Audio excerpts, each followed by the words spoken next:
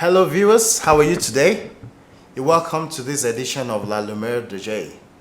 It's a program that is aimed to help you recognize the fact that the potential to succeed is not out there, but it's in you.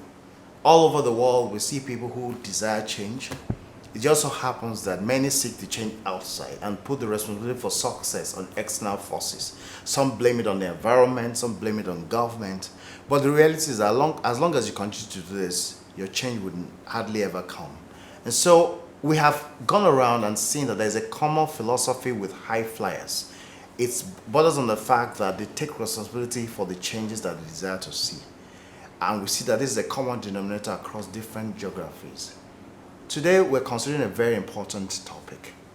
Many companies, many institutions have core values, which are written boldly. Majority of these common core values have a word, integrity. But the reality is that the word integrity is often mentioned, often spoken about, often preached, but hardly few people live by it. It must be for a reason. There's a price to be paid for working in integrity. Integrity is a word that we all like to associate with, but which very few of us are able to live by. Today we shall be discussing, together with colleagues, how indeed you can live true to that word, recognizing the challenges, but also seeing where possible you can do it. I am joined today by Deola Adejuyigbe, who's an IT consultant, very seasoned IT consultant who operates out of Western Africa. And close to him is Femi Arosanyin. Femi Arosanyin also operates in the technology field, so it's a day of technology discussions. But regardless of that background, I think what we're talking about is a common field, and we're going to get to meet these gentlemen who will share the stories, and you'll learn from them. So let's start with you, Deola. So I went to study SAP, and I have since worked as an SAP consultant. When I went to study SAP, I left my pregnant wife in Nigeria. We had just gotten married. Okay. And I went off to South Africa with the expectation that I would study SAP and I would get these so-called $1,000 jobs, per day jobs in South Africa. And that didn't turn out, and I had to come back to Nigeria and start a career. I've since then worked in a number of organizations. I started my own consultancy firm in 2004, and we've been providing technology solutions since then. That's interesting. Through a very challenging environment. Yes. Like I said, it's consulting work. So another example was a company where we had negotiated many hundreds of thousands of euro then, a transaction, and we thought we had won, and then the CIO or head of IT called me and tried to get a further discount, and ultimately I agreed to 40,000 euro discount. Okay. And at that point, after I had agreed, after a long negotiation, once I agreed, he said, "Is that good? You are comfortable?" I said, "Yes." He said, "Okay, you know what? That 40,000 is mine." And I have approval from the board. I have everything. I would sign this thing, but that 40,000 would have been. Again, I was torn because this was someone like us. So I would never in my life have imagined that he would play that kind of game. I thought he was my friend. He wasn't joking. No, this was serious stuff. So I went back to my chairman, Mr. Oshika, and I said, "This is what happened." She's like, "What did you tell him?" I said, "I didn't even know what he said." "Go back and tell him a clear no. Don't act. Don't leave it to chance. Don't leave it hanging. Don't give him an impression that there is still a chance. Go back to him and tell him straight. The answer is no." So I went back and I told him the answer is no.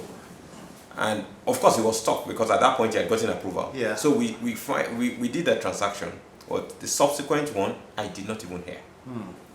I discovered many months long after he had awarded the subsequent contracts.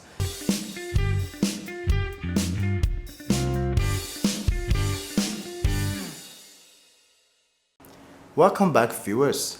We've had a wonderful time, and if you're just joining us, this is La Lumiere de J. Today we're considering a very important topic, the price you pay for integrity.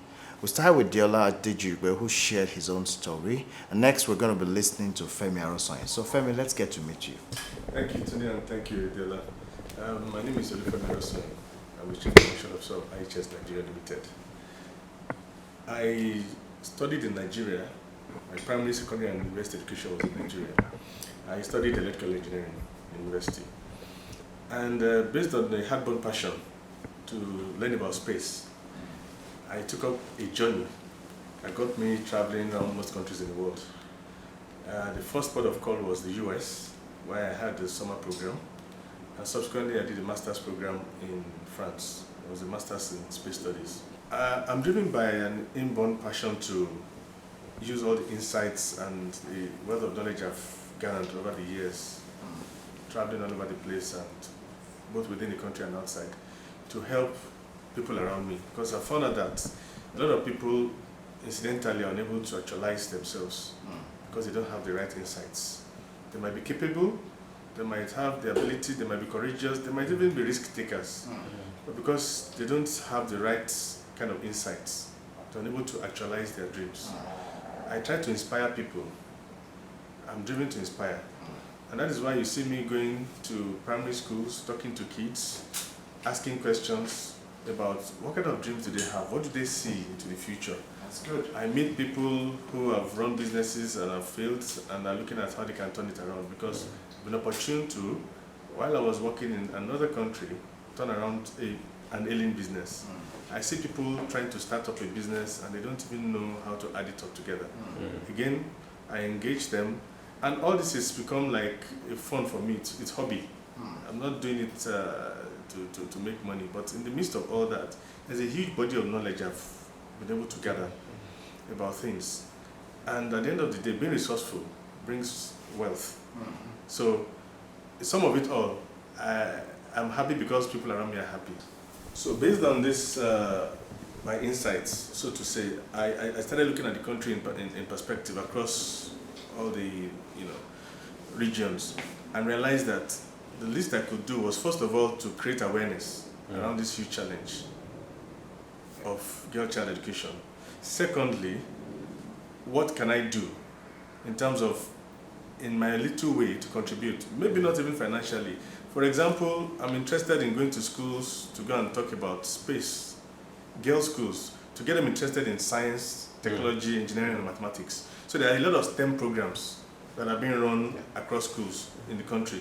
A lot of private bodies doing this. Even the government is interested in this. They're training teachers to become more knowledgeable about those kind of things. I have access to kits. These are very cheap kits that you could bring into the country, robotics and all those things. And I'm gradually getting into the mode of wanting to go the route of even having a kind of NGO focused specifically around STEM, robotics, and probably catching them young to light up the flame in their minds, because engineering, technology, mathematics drives every other thing. It's what we need in this part of the world. So that is a passion for me.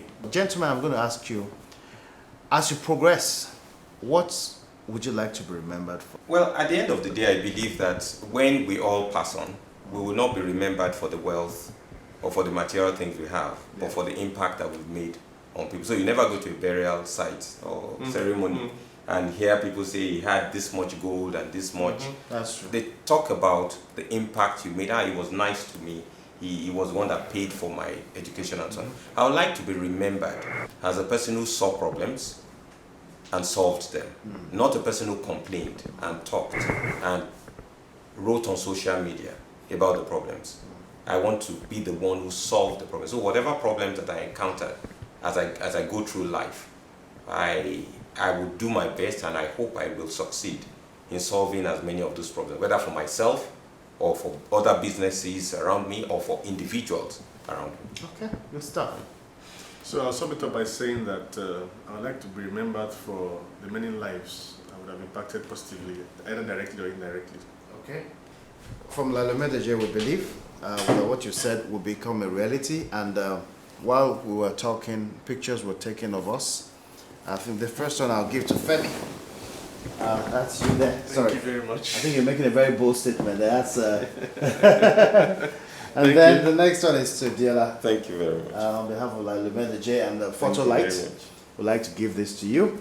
Please have your seats. On this note, viewers, I'd like to come to the end of this. It's been wonderful. It's been fun. It's not 1 hour is definitely not enough to discuss this, but it's not so much of the knowledge you get, it's what you do with the little that you know. So hopefully tomorrow will be better because of today for you. See you around next time. Bye for now.